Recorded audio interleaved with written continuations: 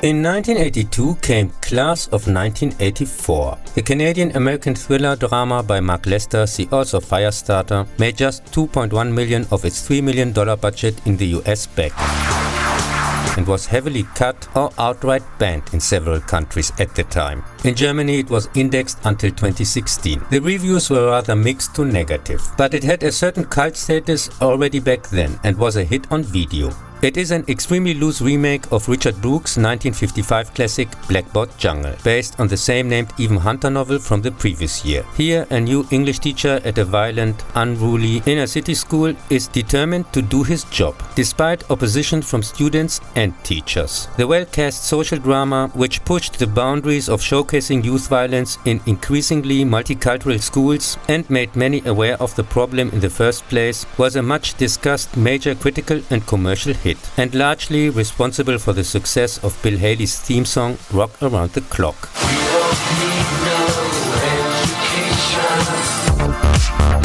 When a new music teacher confronts a criminal punk gang who terrorize students and teachers and engage in drug dealing and prostitution, events spiral out of control.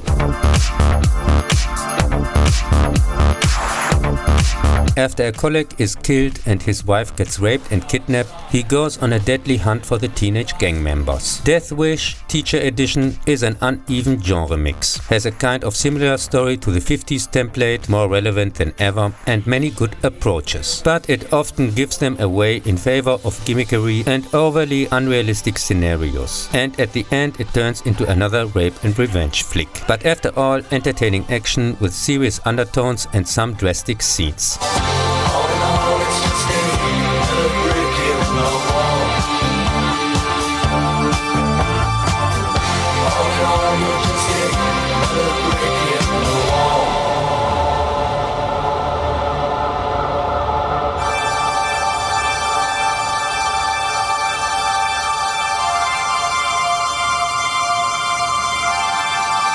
In 1990, also by Mark Lester, the sequel is set in the distant future of 1999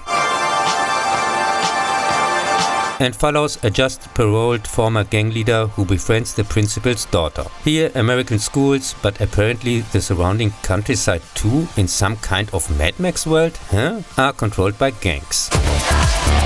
That's why a high school secretly hires 3 military cyborgs reprogrammed as teachers as part of a multi-billion-dollar government test project to be deployed nationwide if successful. They use brute force, seem to develop an independent consciousness and become more and more ruthless. When they get completely out of control and kill more and more students, the kids discover their secret and it comes to an open fight for survival. The Terminator class of wannabe Westworld rides off so shamelessly from other around classes better movies that it's hard to ignore that.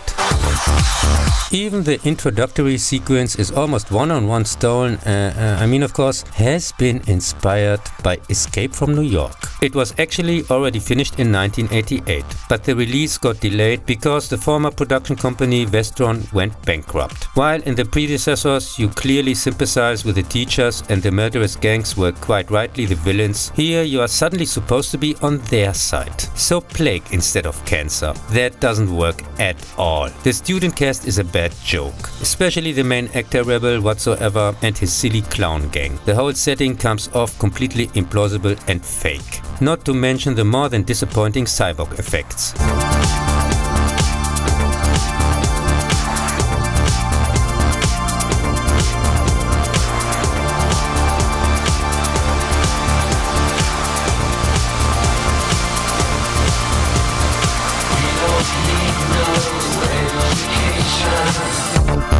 I felt I'm wasting my time, even if some people nowadays hallucinate a trash entertainment value into it. We don't need no thought control.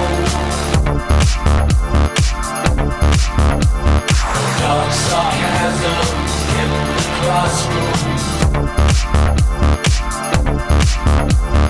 Teacher, leave them kids alone.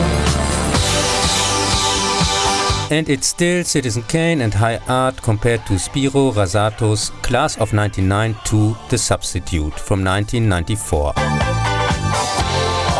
The direct-to-video to trash can stupidity parade is also known as A Teacher Sees Red and Class of 2001.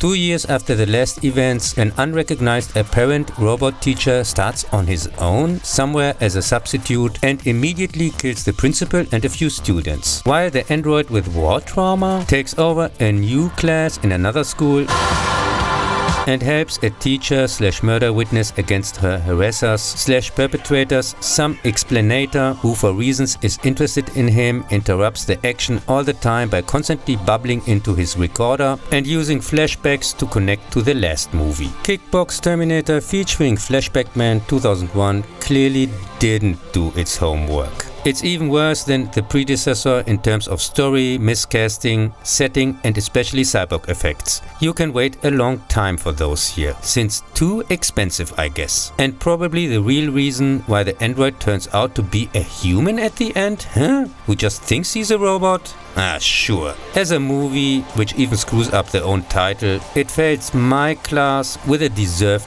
F.